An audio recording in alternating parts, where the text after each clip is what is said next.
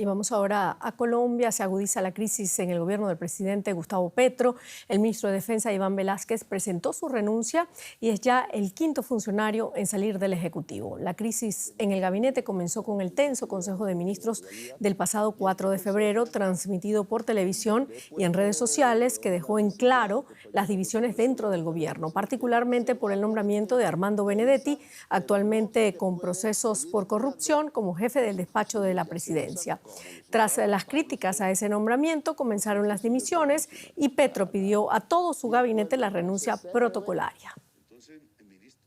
Pero ¿quién es Armando Benedetti, el controvertido político que está en el centro de la crisis del gobierno de Petro? Con un largo y polémico historial, este antiguo alfil de la derecha se ha convertido en el jefe de despacho de Gustavo Petro. Este nombramiento ha provocado una crisis política, como dijimos, en Colombia. La tormenta política que sacude al gobierno del presidente Gustavo Petro en Colombia estalló recientemente en un inédito Consejo de Ministros televisado lleno de reproches y discusiones entre quienes encabezan la alta política colombiana.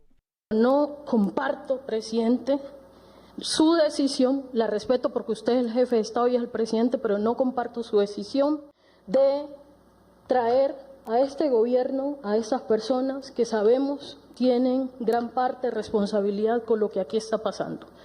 Una controvertida figura cercana al presidente desató la crisis entre el mandatario y buena parte de su gabinete, provocando la renuncia, entre otros, de los ministros de Defensa, Cultura, del director del Departamento Administrativo de la Presidencia y de la respetada ministra de Medio Ambiente, Susana Muhammad.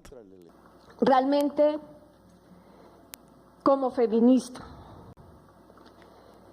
y como mujer, yo no me puedo sentar en esta mesa de gabinete de nuestro proyecto progresista con Armando Benedetti.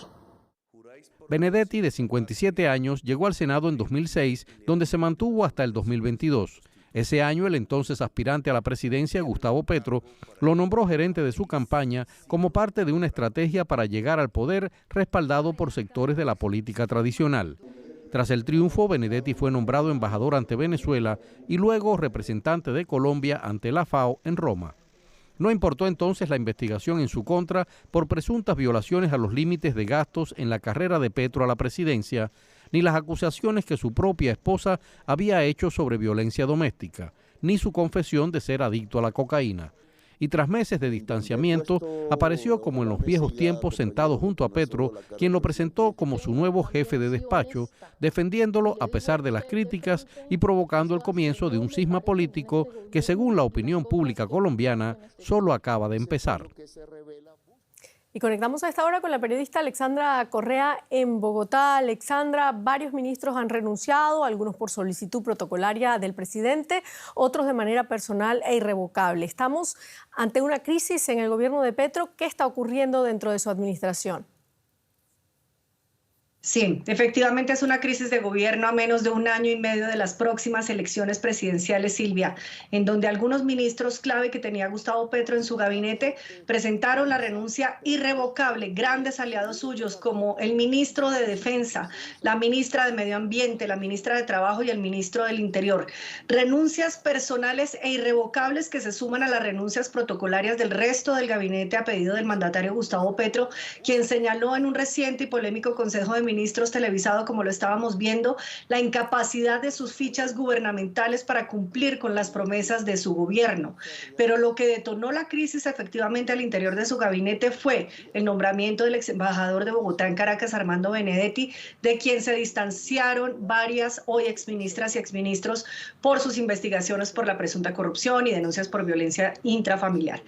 Ahora, la renuncia hoy del ministro de Defensa, Iván Velásquez, es el más duro golpe para Petro en momentos en los que el país se enfrenta una grave crisis de orden público y humanitario en el Catatumbo, cerca a la frontera con Venezuela, en donde se libran violentas disputas entre el Ejército de Liberación Nacional, el ELN, y las disidencias de las FARC, que buscan controlar la extensa zona, confinando a miles de personas, de familias, desplazando a 40.000 personas, generando una grave situación humanitaria en la que han sido asesinadas más de 80 personas en lo que va de enero a principios de febrero, Silvia, y las cifras podrían ser incluso más elevadas.